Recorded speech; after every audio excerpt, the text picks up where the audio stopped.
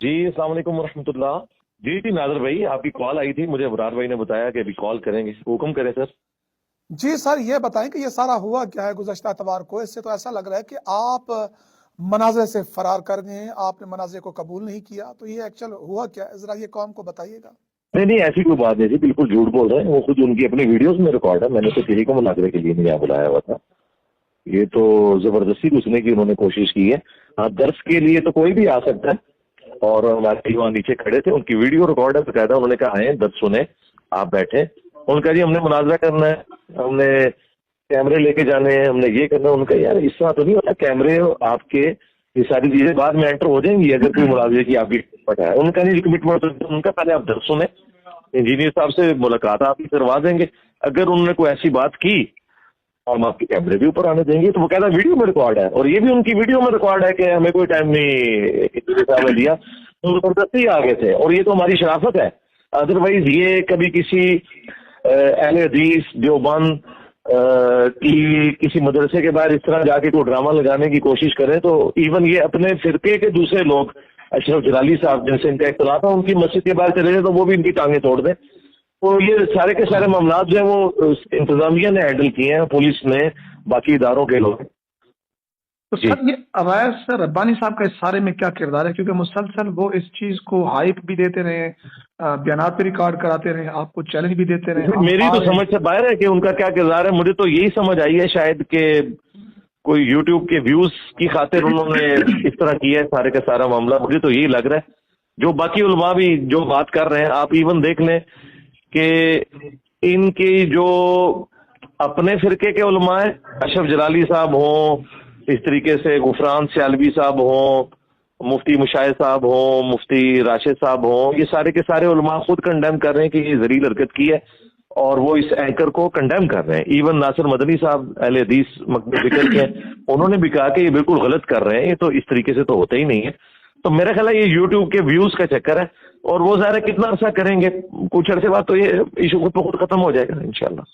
ناصر مدنی صاحب نے کراچی کے بھی ایک مولانا کا حوالہ دیا کہ وہ بھی اسی طرح آ گئے. تو کیا وہ بھی خود ساختہ طور پر آئے تھے, آپ یہ کہنا چاہ رہے ہیں؟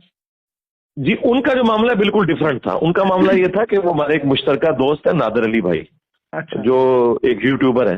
جی جی, ان سے انہوں نے بات کی تھی کہ میں نے وہاں جیلم ملنے کے لیے جانا ہے. تو وہ 2-3 مہینے میرے پیچھے پڑے رہے. تو میں نے کہا یار بیٹھنے کا فائدہ کوئی نہیں ہے جب تک کوئی علمی ڈسکشن نہ ہو. تو انہوں نے کہا ٹھیک ہے علمی ڈسکشن بھی کر لیں گے. تو میں نے کہا ٹھیک ہے آپ پھر ان کو ساتھ لے آئیے گا اور سنڈے والے دن آ جائیے گا. تو انہوں نے کہا ٹھیک ہے مفتی صاحب سے میں بات کرتا ہوں. لیکن جس منگل والے دن وہ یہاں آئے, اس سے جو پہلے 2 دن پہلے جو سنڈے تھا, اس دن وہ نادر علی بھائی کے گھر گئے ہوئے تھے لنچ کے اوپر. تو وہاں نادر علی بھائی نے ان سے پوچھا بھی کہ مفتی صاحب آپ نے جیلم کا کوئی ارادہ نہیں ہے؟ انہوں نے کہا نہیں میرا فی الحال کوئی ارادہ نہیں جانے کا. حالانکہ شاید وہ ارادہ بنا چکے ہوئے تھے, کیونکہ انہوں نے ساتھ آنا تھا, وہ ان کے ریفرنس سے آنا تھا. میں تو مفتی صاحب کو جانتا نہیں تھا. تو مفتی صاحب منگل والے دن آ کے رات کو تقریباً 1:30 بجے انہوں نے ویڈیو بنائی کہ جی آپ نکلے باہر اور ایک ویڈیو بنائیں اور میرے سے بات کریں, یہ کریں. تو ان کو پتا بھی تھا کہ میں تو صرف اتوار والے دن ہی اویلیبل ہوتا ہوں. تو وہ تو ایک ایپیسوڈ تھا, اور وہ ملاقات والا معاملہ تھا, وہ بھی کوئی مناظرے چیلنج نہیں تھا. وہ آپ ان کی ویڈیو دیکھ لیں, انہوں نے بھی کہا کہ کوئی مناظرے کی نہیں, صرف ہم نے بیٹھ کے کوئی ڈسکشن کچھ سے کوئی اس طرح کا معاملہ ہونا تھا. لیکن وہ معاملہ پھر ٹیکل ہو گیا. وہ بعد میں تو ہمارا پھر اس معاملے میں کنکلوژن کی طرف آ گئے. اب وہ اپنا کام کر رہے ہیں, وہ اپنا کام کر رہے ہیں. ہمارا کوئی اس حوالے سے کوئی اختلاف کرایا. درست ہے. یہ جو اویس ربانی صاحب آپ کے ساتھ پوڈ کاسٹ بھی کی, اور وہ یہ موقف اپنا رہے ہیں کہ جی انہوں نے مجھے کہا تھا اس لیے میں لے کے چلا گیا, اس پر کس طرح رسپانس کریں گے؟ وہ نہیں کہہ رہے, بالکل نہیں کہہ رہے, وہ بالکل نہیں کہہ رہے. اچھا, وہ نہیں بالکل نہیں, وہ یہ نہیں کہہ رہے. وہ یہ کہہ رہے ہیں کہ میں اپنی مرضی سے جا رہا ہوں, نہ میں نے مفتی صاحب سے ٹائم لیا ہے, نہ انجینئر صاحب سے ٹائم لیا ہے, لیکن میں جاؤں گا اس طریقے سے کچھ نہ کچھ ہو جائے گا. وہ یہ نہیں کہہ رہے ہیں کہ میں نے کوئی ٹائم لیا ہوا ہے یا انجینئر صاحب نے ہمیں بلایا ہوا ہے مناظرے کے لیے. بالکل ایسا نہیں کہہ رہے. وہ کہہ ہی نہیں سکتے, کیونکہ وہ تو ان کو ثبوت دینا پڑے گا, اس لیے وہ یہ جرت نہیں کر رہے. درست ہے. یہ جو آپ اکثر کہتے ہیں کہ جی مناظرہ قیامت تک کا چیلنج, یعنی کہ قیامت تک میں آپ ریسپانس کریں, اس کے کیا TOR یا SOPs, یا آپ سمجھتے ہیں اگر کوئی بھی آپ سے بات کرنا چاہتا ہے تو آپ کے کیا مطلب ہے اس حوالے سے فائنل؟ نادر بھائی یہ جو مطلب ہے, اس میں کوئی مناظرے کا چیلنج نہیں دیا ہوتا. چیلنج ایک انگلش کا لفظ ہے کہ یہ اب آپ کے لیے چیلنجنگ صورتحال ہے کہ ہمارا یہ موقف ہے، اگر آپ کے پاس کوئی علمی جواب ہے تو آپ ویڈیو میں ریکارڈ کروائیں. یہ تو نہیں ہوتا کہ مطلب ایک بندہ جب یہ کوئی علمی بات کرتا ہے تو اس کے مقابلے پہ آپ اس کے گھر چلے جاتے ہیں. کیا یہ ایک دوسرے کے گھروں میں اس طرح جاتے ہیں؟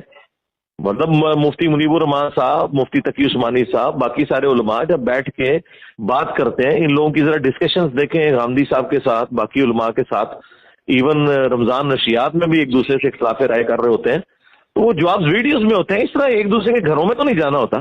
تو میں نے کبھی کسی کو مناظرے کا چیلنج نہیں دیا. میں نے کہا تھا کہ یہ چیلنج ہے کہ چشتی رسول اللہ کلمہ یہ اسلام کا کلمہ نہیں ہے. قیامت تک آپ کے پاس چیلنج ہے کہ چشتی رسول اللہ کو کہیں اسلام کا کلمہ ثابت کریں. اور یہ بھی آپ کے لیے چیلنج ہے کہ آپ ویڈیوز میں آ کے ثابت کریں کہ جو چشتی رسول اللہ کلمہ ہے یہ کوئی مخالفین نے پرنٹ کر کے ہماری کتابوں میں ڈال دیا ہے، یہ آپ کے مکتب فکر کی کتابوں سے پرنٹ ہوا ہے سب کچھ، اور آپ لوگ انڈورس کر رہے ہیں اس چیز کو. آپ لوگوں نے ماضی میں مناظرے لڑے ہوئے ہیں اس کے دفاع میں. تو یہ علمی چیلنج تھا کہ اس کا جواب ویڈیو میں دیں. اب انہیں بھی پتہ ہے ویسے کہ ویڈیو میں کیا جواب دیں، اس کلمے کا جواب کیا ہو سکتا ہے. تو جب کوئی بندہ کمزور گراؤنڈ پہ کھڑا ہوتا ہے پھر لڑائی جھگڑے پہ اتر آتا ہے.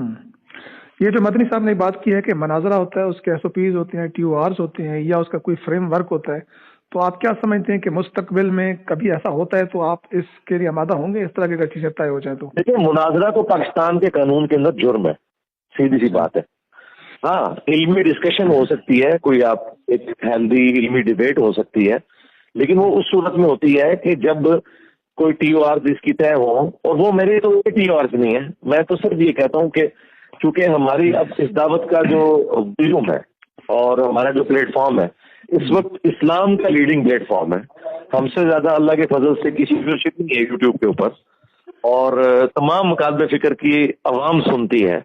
تو میں نے کہا تھا اگر کسی کو شوق ہے تو وہ اپنے جو بڑے نمائندہ علماء ہیں نا ان کو آپ لانچ کریں جن کے اوپر سب متفق ہیں. مثلاً بریلویوں کے مفتی تقی عثمانی صاحب، دیوبند کے بریلویوں کے مفتی منیب الرحمان صاحب، دیوبند کے مفتی تقی عثمانی صاحب، اور اہل حدیث کے ساجد میر صاحب. تو وہ ریسپیکٹیبل پرسنالٹیز ہیں، ان سے بڑی ہیلتھی ڈسکشن ہو سکتی ہے. وہ بھی ان کی خواہش پہ.